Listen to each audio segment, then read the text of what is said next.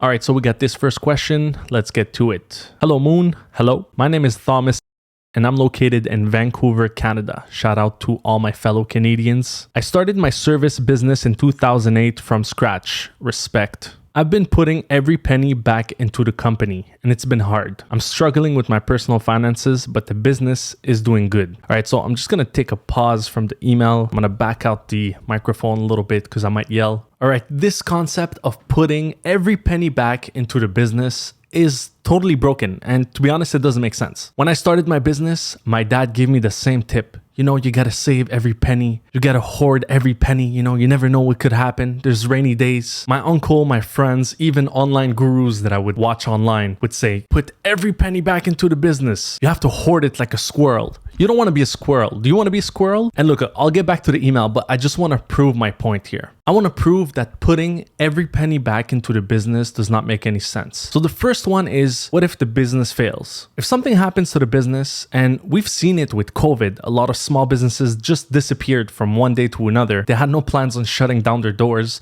but they had to because life. If these business owners put every penny back to the business, and then they started bleeding because most small businesses were bleeding like crazy during COVID, they would use that cushion that's in the business in order for them to pay their fixed costs. And guess what happens when these people close the door and they say, hey, we can't do much with this business anymore. We have to close it up.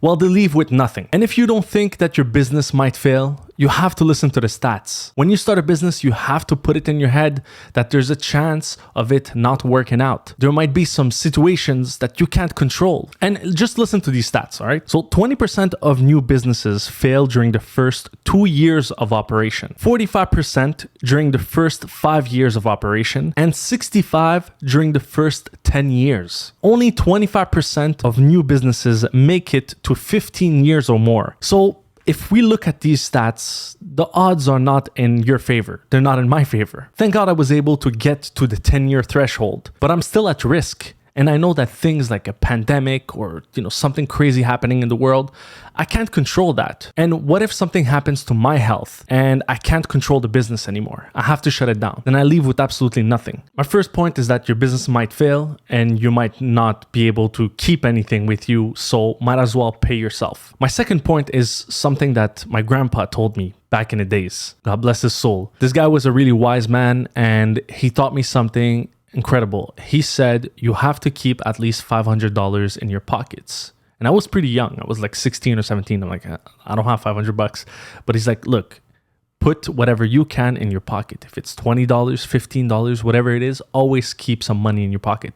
And when you're an adult, you have to keep at least $500 in your pocket. All right. And what's the point of that? He said, when you walk into a room and you have some money in your pockets, you don't need nobody to buy your food. You don't need nobody to cater to you. You're in control. You have that money in your pockets. Second of all, if something happens, if an emergency happens and you can't use your cards, you always have cash. You're not the person who's asking $20 to their friends because they need to do something because their cards are not working. And third of all, the relationship you have with the money, you actually have to feel it. You have to touch it. You have to count it. You have to understand it. The relationship you have with cash will only motivate you. Back when I started my route business, I would literally get out of those route business with about like $2,600. And it was mostly in cash. So I had to count it and deposit it to the bank. The feeling I had when it was only 10:30 in the morning and I already had $450 in my pocket was incredible. I was unstoppable. How was I in an office working for Big Pharma, working a whole day, making, $200 a day, when I'm here, did a run for about an hour and a half, and I made $450, and my day's not even done. It's far from being done. Just that concept is motivation enough for you to go get more and more and more, and to understand that money is all over the place. It's everywhere. It's in your environment. It's in your local area. It's in the houses that you see around your neighborhood. It's up to you to figure out a way to go get that money and to make it yours. Legally, of course. You have to trade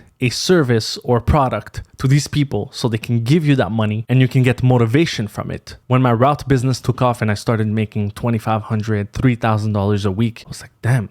I can multiply that. If I don't have to do the runs myself, I can pay someone to be there. And that's what I did. The only reason why I was able to understand that was because of the emotion that touching that money, counting it, putting it in my pocket made me feel. I was paying myself. And that's one of my philosophy in business. Even when you just started, even if you've only made $500, $600 of revenue in your business, you have to pay yourself something. My philosophy is pay yourself first. When you pay yourself first, you are happy about it. You are motivated about it. You're pumped in order for you to double that amount, triple that amount. And the sky's the limit when you understand that you can go get that money. When you started from scratch, from nothing, and you made something appear on the table, that's motivation enough for you to go get even more. So Thomas, listen to me. Pay yourself. Whatever you do, pay yourself. You don't have to pay yourself a 6-figure salary right away, but please pay yourself. The difference is going to be day and night in your life, in your business, and your perspective